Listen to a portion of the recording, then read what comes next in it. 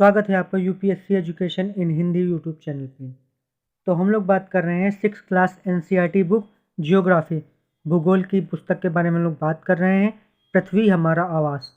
तो ये हम लोग की सीरीज चल रही है। इसमें हम लोग बात कर रहे थे चैप्टर 5 में पृथ्वी में प्रमुख परिमंडल। तो इसमें हम लोग ने बात कर ली थी भूमंडल, स्थल मंडल और जल मंडल में हम लोग बात कर रहे थे। तो अब हम लोग बात करेंगे महाद्वीप। तो महाद्वीप के बारे में हम लोग बात कर रहे थे। तो स्टार्ट करते हैं महाद्वीप के बारे में।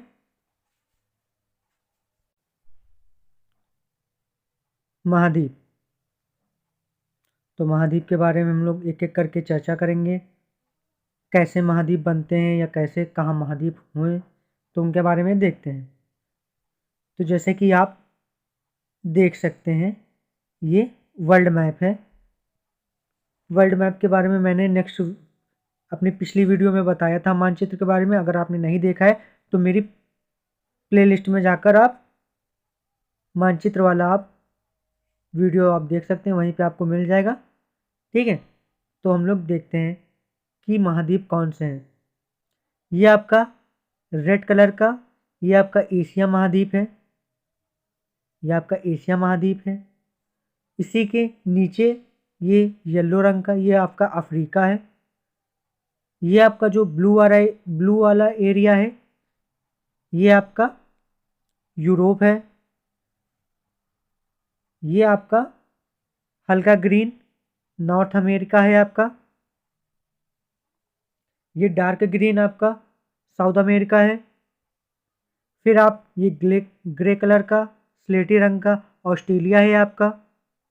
और ये नीचे अंटार्कटिका आपका ब्लू रंग का है, डार्क ब्लू। तो ये महाद्वीप है, मानचित्र में आप देख सकते हैं इन महाद्वीपों को। आगे एक एक करके हम बात करते हैं क्या होते हैं। दुनिया में 7 महाद्वीप हैं जो जलाशयों के कारण एक दूसरे से अलग हैं। 7 महाद्वीपों के नाम एशिया, यूरोप, अफ्रीका, उत्तरी अमेरिका, दक्षिणी अमेरिका, ऑस्ट्रेलिया और अंटार्कटिका है। भूभाग का अधिकांश हिस्सा उत्तरी गोलार्ध में स्थित है।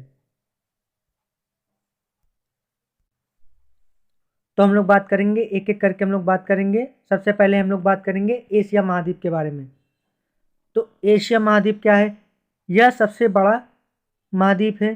पृथ्वी के भूभाग का लगभग 1/3 हिस्सा एशिया महाद्वीप में आता है।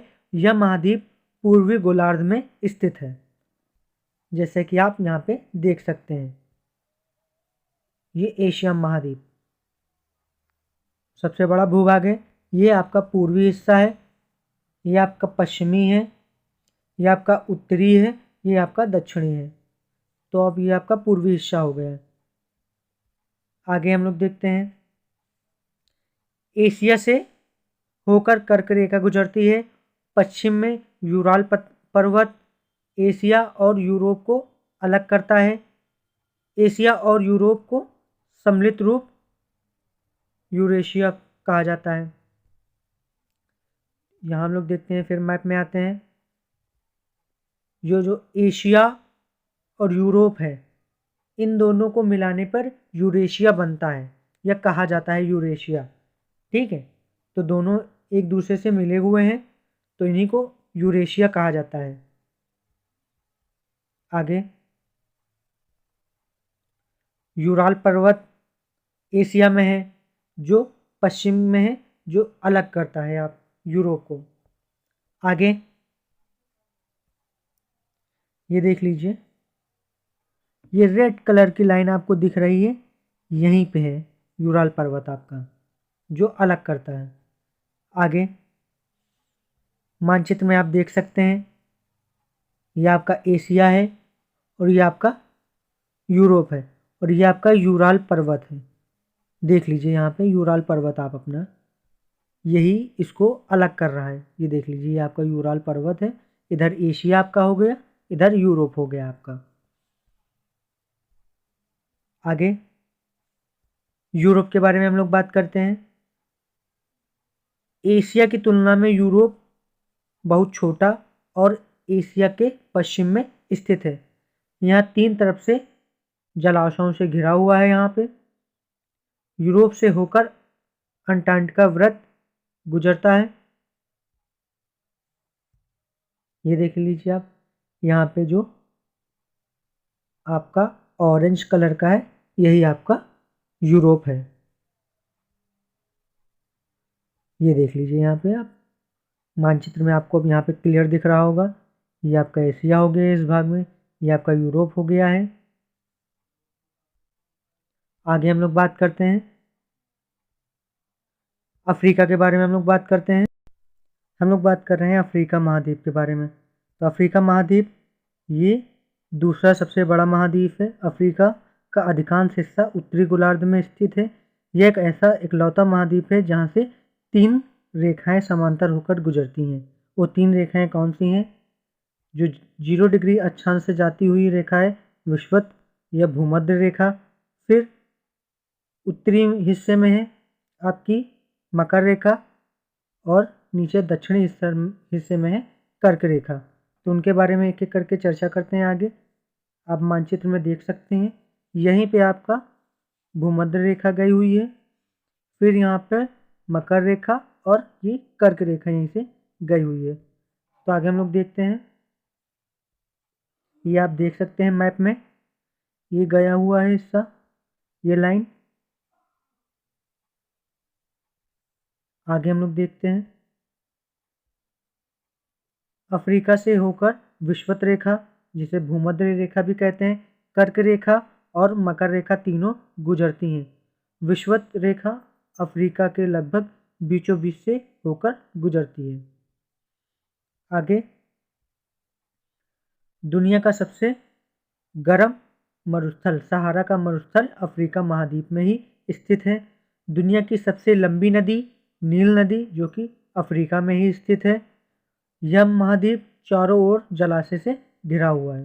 तो यहाँ से मोस्ट इम्पॉर्टेंट क्वेश्चन बनने की संभावना है, जैसे कि पूछ सकता है कि दुनिया का सबसे बड़ा या सबसे गर्म मरुस्थल कहाँ पे स्थित है। तो आप बता सकते हैं कि सहारा मरुस्थल जो कि अफ्रीका में स्थित है।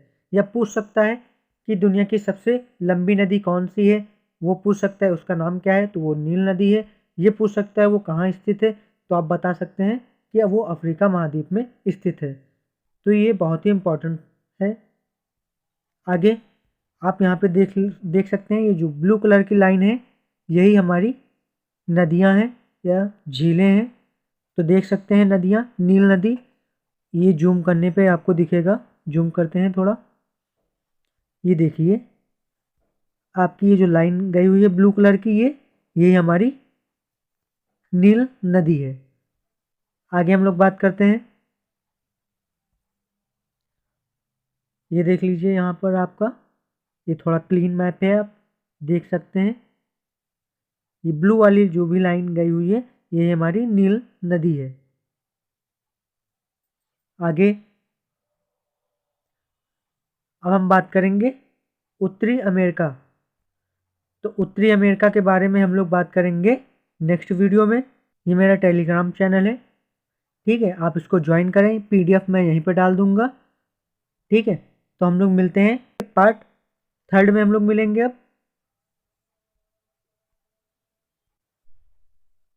अभी तक आपने चैनल को लाइक नहीं किया है तो लाइक करें, सब्सक्राइब नहीं किया है तो सब्सक्राइब करें और बेल वाला आइकन जरूर प्रेस करें जिससे आपको मेरी वीडियो की नोटिफिकेशन जल्द से जल्द पहुंच सके। तो इसी के साथ मैं वीडियो समाप्त करता हूं।